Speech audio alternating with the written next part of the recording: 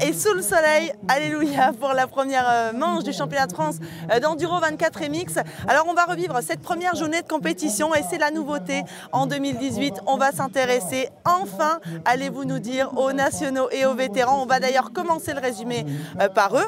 Bien sûr, on retrouvera évidemment les espoirs, les féminines et les juniors et puis les élites en deuxième partie de programme.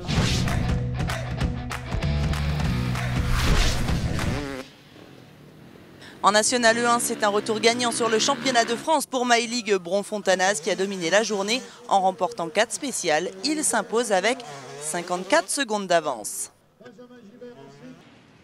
En National E2, c'est aussi un revenant qui remporte la mise. Béranger Carry a dû batailler dur toute la journée pour s'imposer, mais au final, il compte 15 secondes d'avance.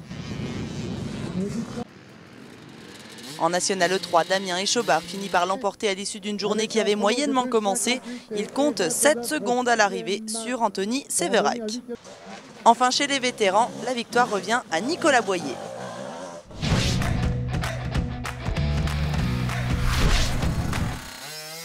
Chez les jeunes pousses de la catégorie Espoir, c'est un premier succès pour le team d'Afi avec la victoire de Nathan Berrer.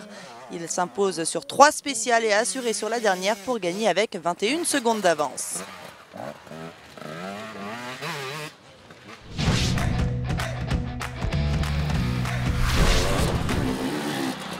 Chez les féminines, Justine Martel s'impose pour la première fois de sa carrière en championnat de France. Elle devance Juliette Bérez de 23 secondes.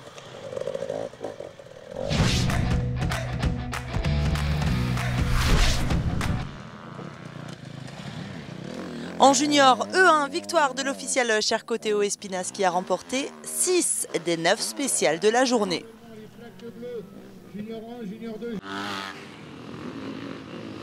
En junior E2, c'est le néo-pilote KTM Hugo Blanjou qui a dominé la concurrence en s'imposant avec 51 secondes d'avance sur Jimmy Chevalard. Enfin, en junior E3, victoire d'une autre Cherco, celle du breton David Abgral, qui compte en fin de journée 21 secondes d'avance sur Valérian Debeau.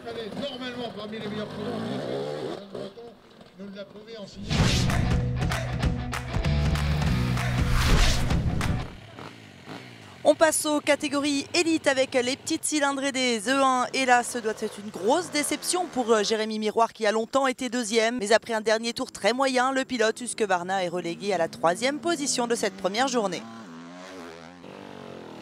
Là aussi, il a de quoi être déçu, même s'il s'est tiré le positif de cette course. Romain Boucardet a mené toute la journée et c'est sur la dernière spéciale, une erreur qui lui coûte quelques secondes et surtout la victoire du jour, E1.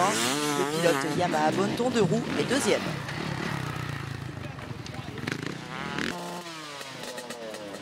Enfin, il poursuit ce début de saison avec une victoire après celle de la Val-de-Lorraine le week-end dernier. Jérémy Taroux a dû aller la chercher dans la dernière spéciale et il s'impose avec seulement 1 seconde 6 d'avance sur Boucardet.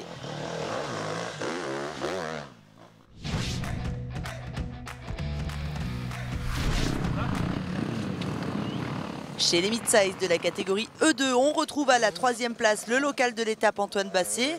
Il évoluait dans son jardin ici et il a tenu la dragée haute à ses adversaires durant un tour. Et il a fini par s'incliner pour prendre la 3e place. Mathias Bellino revient sur le championnat de France après une année 2017 ternie par les blessures. Sur la Honda de son propre team qu'il a monté dans l'hiver avec son ami Greg Gilson, le champion du monde E3 2015 s'est montré dangereux face à Larieux, mais n'a pas tenu dans le dernier tour. Il est à 11 secondes de la gagne.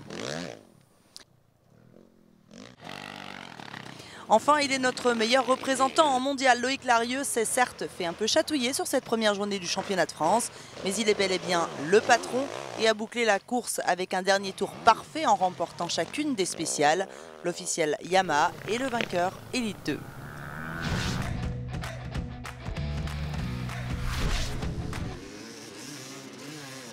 Et on termine avec les élites E3 et c'est le Normand Romain Dumontier qui monte sur la 3e marche du podium. Le privé Yamaha qui dispute sa 12e saison en championnat de France est certes distancé par ses concurrents, mais il avait le sourire ce soir au parc fermé.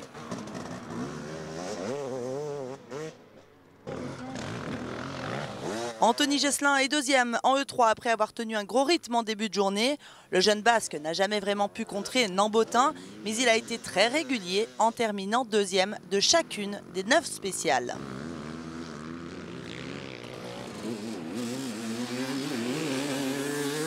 Enfin, il a beau avoir changé de couleur, il est toujours aussi rapide. Christophe Nambotin n'a une nouvelle fois laissé aucune chance à ses adversaires. Il remporte les 9 spéciales et semble ravi de sa nouvelle monture avec laquelle il lorgne déjà sur un titre national, voire international.